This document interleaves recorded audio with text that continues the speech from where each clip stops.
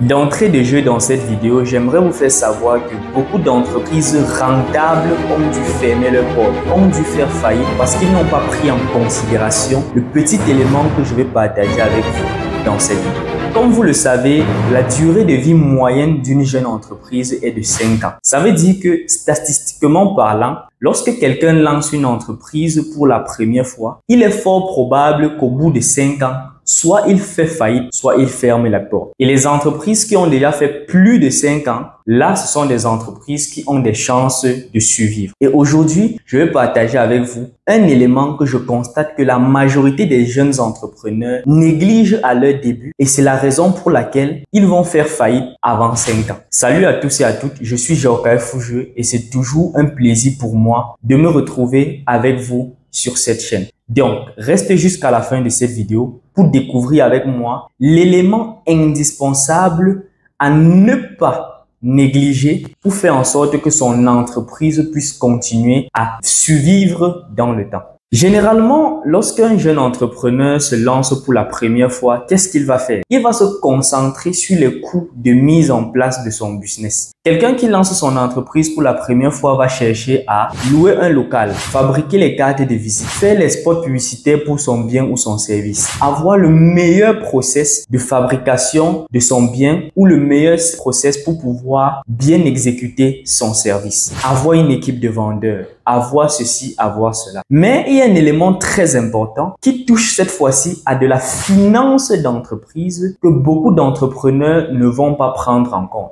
Raison de plus d'avoir dans son équipe un financier ou un comptable. Cet élément indispensable dont il faut toujours prendre en compte est le fonds de roulement. Parce que une fois que tu as mis tous ces process en place, il te faut un fonds de roulement qui va permettre à ton entreprise de survivre au jour le jour. En réalité, c'est quoi le fonds de roulement? Le fonds de roulement, tout simplement, c'est la somme d'argent dont l'entreprise a besoin en permanence pour pouvoir survivre. Imaginons par exemple que ton business soit l'achat et la revente de riz et que en moyenne, tu vends 10 sacs de riz par jour. Si un client vient te voir et achète 400 sacs de riz, ensuite il te dit qu'il va te payer après 40 jours. Tu valides le contrat. Le fonds de roulement sera l'argent dont tu auras besoin pour pouvoir survivre entre le jour où il a passé la commande et le 40e jour quand il va payer sa facture. Donc, une fois qu'il a passé cette commande-là, tu lui livres le riz, mais tu n'as plus d'argent et il ne t'a pas encore payé. Il faut que tu aies de l'argent pour pouvoir acheter et revendre du riz pendant 40 jours en attendant qu'il te paye avant qu'il ne te paye. Cet argent-là, avoir de l'argent pour payer tes salariés à la fin du mois, c'est ça le fonds de roulement. C'est l'argent dont tu as besoin pour que ton entreprise puisse tourner au jour le jour.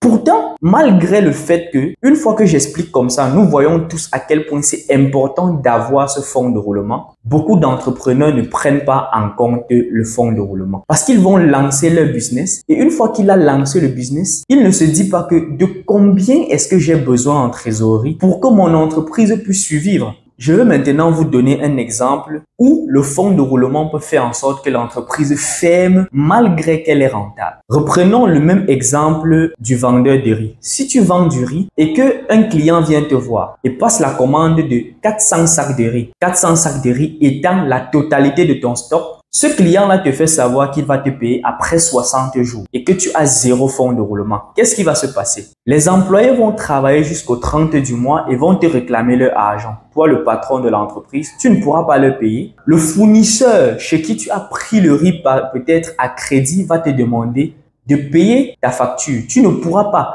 parce que le client ne t'a pas encore payé. Et tout ça, ça peut te conduire dans des problèmes très graves qui vont faire en sorte que au moment où ton client, après 60 jours, est prêt à te payer de l'argent, que l'on a scellé ton entreprise ou alors que toi-même, tu as été obligé de fermer ton entreprise. Parce que les salariés qui ne sont pas payés, ils vont s'en aller. À quoi ça sert de travailler s'ils ne sont pas payés? Ils vont s'en aller. Donc, vous comprenez donc à quel point c'est important d'avoir un fonds de roulement en permanence dans son entreprise. Et encore plus pour une entreprise qui est naissante. Parce qu'une entreprise qui est là depuis longtemps peut causer avec ses fournisseurs, ses collaborateurs pour le faire savoir qu'il faut patienter un peu. On est dans une conjoncture difficile. Mais les nouvelles entreprises n'ont pas cette chance-là. L'environnement est impitoyable pour les nouvelles entreprises. Il n'y a pas de seconde chance pour les nouvelles entreprises.